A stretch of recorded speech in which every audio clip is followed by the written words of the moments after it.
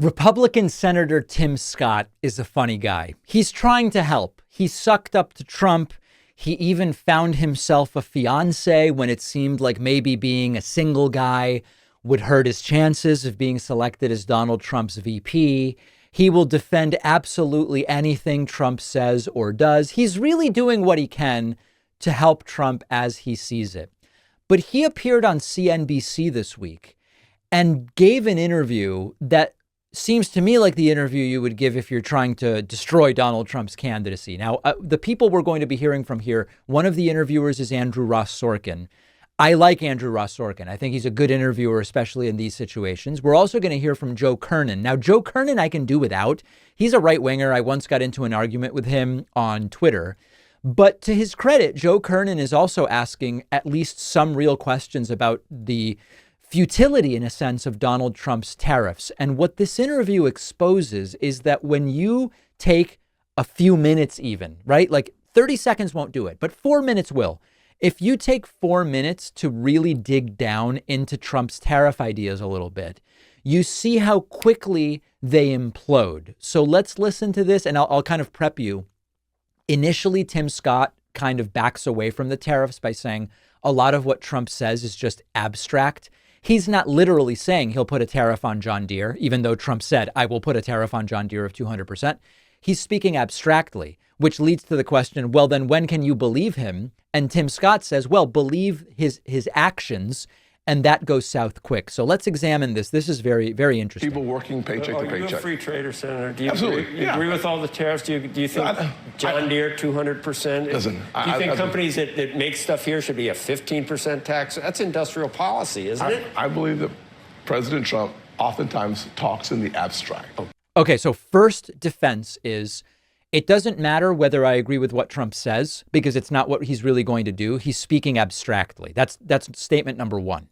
Number one. Number two, I do believe that we have the final. So what are we supposed to believe then? Well, listen, let's believe his performance. Believe what we saw for 2017 to 2020. Well, let me finish because you asked a good question. What should we believe? We should believe that a 28%, 21, reducing the taxes from 35 to 21%, repatriated almost $2 trillion from around the world, bringing it home. We should believe the 7 million jobs that he created, and 2/3 of those jobs went to African Americans, Hispanics. Okay, so second part is it doesn't matter what he says because it's abstract. Believe his accomplishments, which are good. That runs into a problem, though.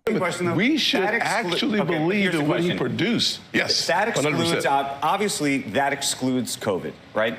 Part of what you're saying is we should sort of take this timeout period around COVID and not include that in That's not what I'm saying at all. I would actually say that if you look at COVID itself specifically, they said that you couldn't get a vaccine in 10 years or 5 years. He did it in 9 months. So now we're on part three, which is doesn't matter what Trump says because it's abstract, but his performance is awesome. Well, but the performance wasn't awesome during COVID, right? Well, he got a vaccine done really quickly.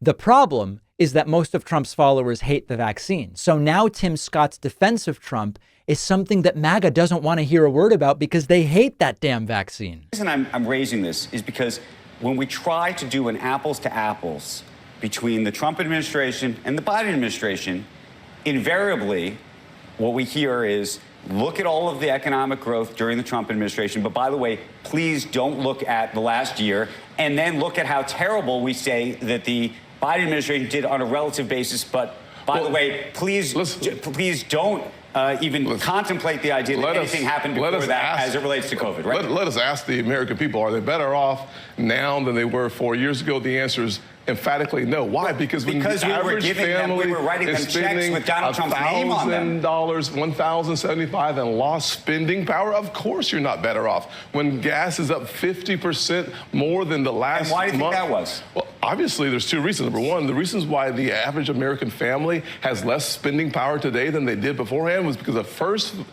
vote the Democrats took in January 2021 was can I finish my comment? Thanks so much. $1.9 trillion of additional spending from the federal government that already coming out of it. Yeah. An accelerated. You guys following this? If you're realizing how convoluted consider where we started. do you defend Trump's plan for tariffs? And the first thing Tim Scott does is say, you can't even really evaluate it because Trump doesn't mean it. He's speaking abstractly. It gets us to judge Trump by his performance. Well, the performance, you want to exclude COVID from his performance, right? No, he got the vaccine done quickly. MAGA hates that. They don't want the vaccine. And now we're just going back and forth about everything I can convince you has ever been good is thanks to Republicans. And everything that I can convince you has been bad is thanks to Democrats, no matter who was in office. Let's listen to just a few more seconds. I think you're kind of getting how there is nothing here. They want to have it all three ways on everything.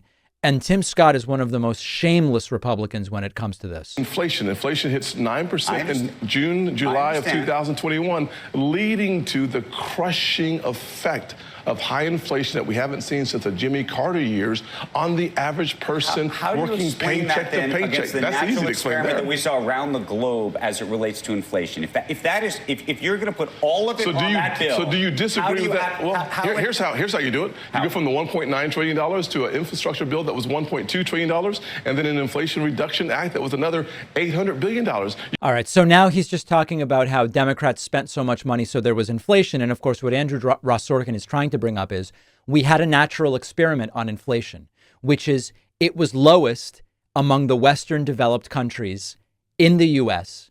and it came down the most quickly among Western developed countries in the U.S. under Biden. How can you say the job Biden did was so bad on inflation when we had the best inflation decline and lowest level of inflation compared to equivalent countries around the world? And he just talks about this spending bill or that spending bill. But the original question was, do you support tariffs, Senator? And by the way, he hasn't answered it, although I think he kind of has, which is he said, I support free trade. And I'm not actually going to address Trump's plan because I don't believe that Trump's actually going to do it because he's just speaking in the abstract. There's nothing here. We just spent 7.5 minutes after looking at 2.5 minutes of this video during which there is nothing of substance. There's no discussion of, listen, there are times when tariffs are a useful economic tool. I've outlined the tariffs that before. I outlined it last week, depending on whether there are substitute goods, depending on supply chains, depending on all these different things. There are times when you can use a targeted tariff as a tool to achieve some kind of economic benefit for your country. And the way Trump is going to do it would be a disaster. There's no discussion of that because Tim Scott is jumping from one thing to another, having it both ways on every issue. And if I didn't know any better, I'd say Tim Scott is actually trying to hurt Donald Trump. I know that's not the case. He's just so bad at this that that's what he ultimately ends up doing.